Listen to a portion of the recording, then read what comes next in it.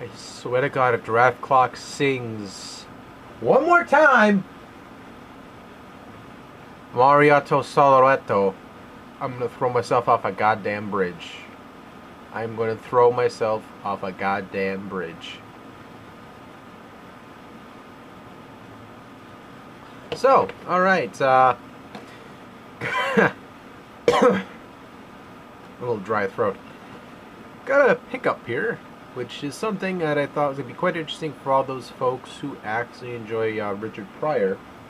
Like myself, I am sort of collecting all of his live performances of his comedic acts, which I'm going to start doing that pretty soon. It's something to get stuff for Sam Kinison, Rob Williams, Eddie Murphy, which I still need to get Raw, even though I have Delirious on DVD and Raw on VHS.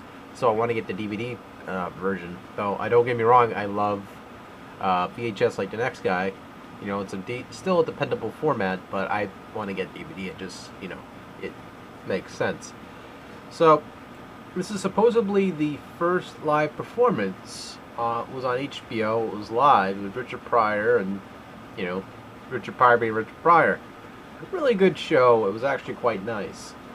It was pretty goddamn funny. It was like a lot of the elements he threw in there, such as the fucking monkey thing, just made me laugh my ass off. I don't know why.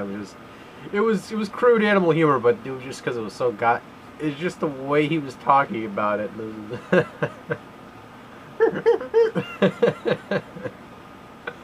Oh shit, that made me.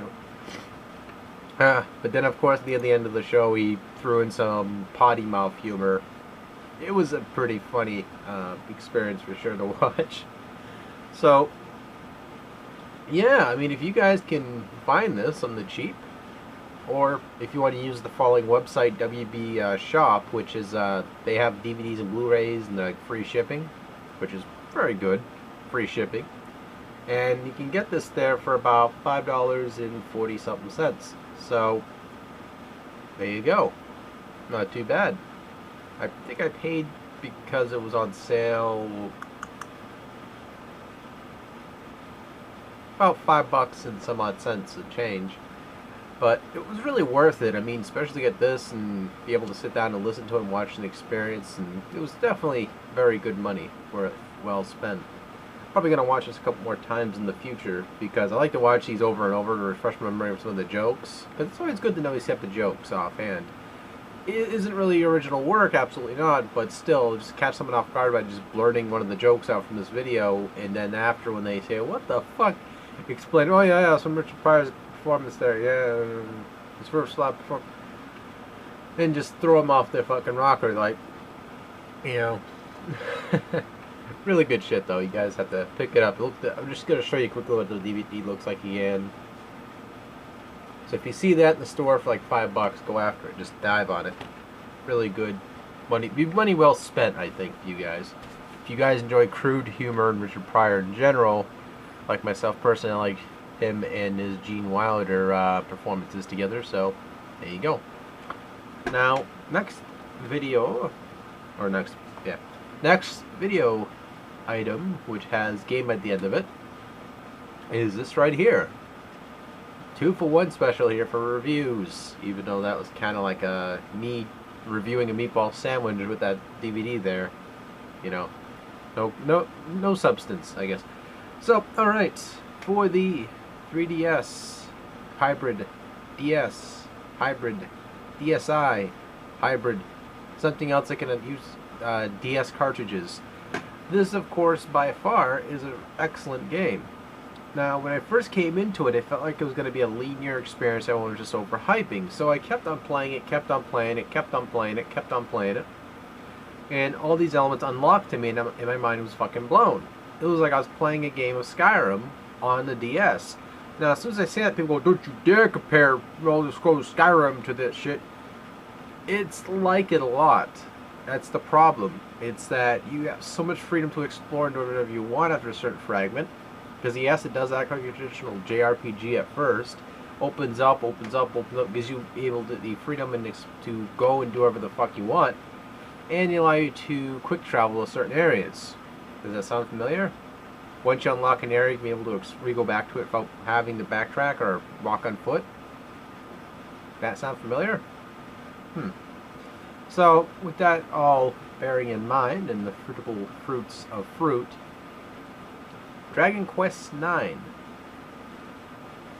This game just has so much to it. It's just a fantastic DS title. There's so many hours you can crunch into it. It's fantastic as well. There's so many side quests you can do. I mean, there's not like a million trillion of them like in Skyrim. Absolutely not.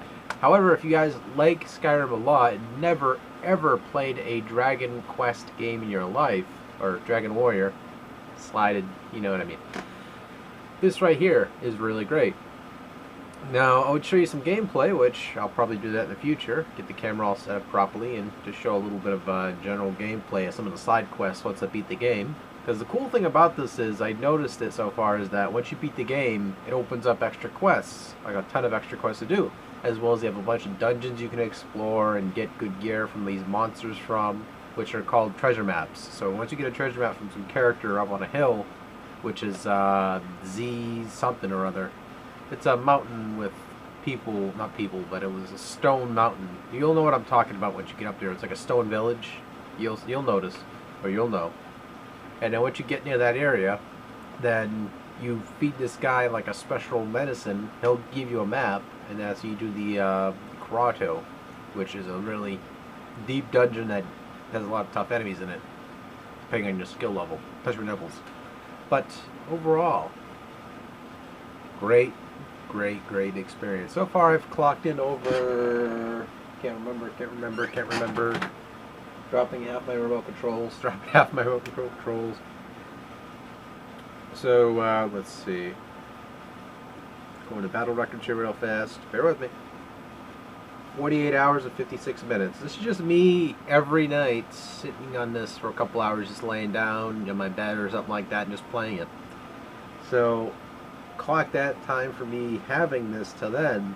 That's generally when I've been playing it. So, it's really great. The crafting system in this game is quite unique, I would say. It's not something I would say is amazing, but it was definitely unique.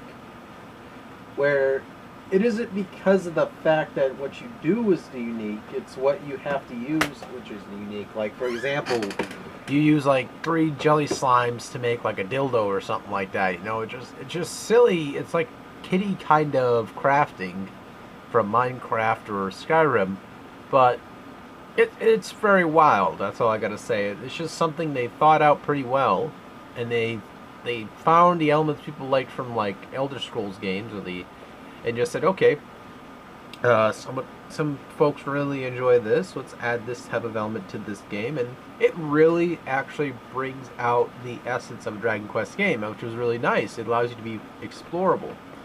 The quests, while they're sometimes silly and stupid, can get quite challenging as well as make you do like RPG or MMO style tasks. We have to kill 3 monsters in certain conditions. For example, you fight these jelly slimes. So you fight some slimes out in the wilderness, and what you got to do is you got to make sure you get yourself in super high tension. And what super high tension is, allows you to get like a super duper amounts of, you know, power and strength. So once you get that, you got to use Dragon Strike, or was it Dragon something or other, Dragon Attack or something like that. Oh goddamn, it's something with the sword. So you use the sword, and you gotta use that ability after you get yourself up to super high tension, which you turn all Super Saiyan like all around you. So once that happens, you go on and hit the slime to kill it with that ability. And the trick of it is, though, slimes usually flee if they notice your character is getting stronger, much stronger than him. He's like, oh, fuck this. So you got to do it when the thing's pants are down, so to speak, or you have to trap lock him. So it's really somewhat thought out quests where they're not as tedious as another, but at the same time, there's something that is not impossible to do. It just takes a little time and patience. I think so far the only quest I've come across that I have yet to complete is the Metal Slime one, where you have to, what was it? You're going to use Magic Field up and something else. I forgot exactly what, but I have to go back and actually complete that quest so that way I can unlock the Red Mage, so to speak. or this hybrid style of character, which you can become something which is a mixture of a melee, I believe, and a mage. I think that's what the class is all about. I can't remember correctly. However, that's all I have to say generally about this game. I don't want to say anything else. I mean, the storyline is great.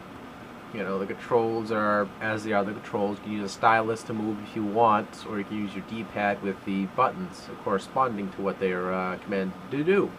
They all work pretty well. I mean, for an RPG, you're supposed to press an A over and over and anyway, and just switch between which options and what menu stuff you want. So it's pretty good. But a trick to this is, if you guys never played a 3DS in your life or never really initially owned a DS, just get this game and play it on your 3DS. While there might be little black lines on each side of the screen, it don't initially matter. I mean, to me, personally, it will give you some use out of your 3DS and make you feel a little bit more gratified if you're feeling that sort of that buyer's remorse a little bit. This will redeem it. So, it's gone cheap now. It's like $15 less.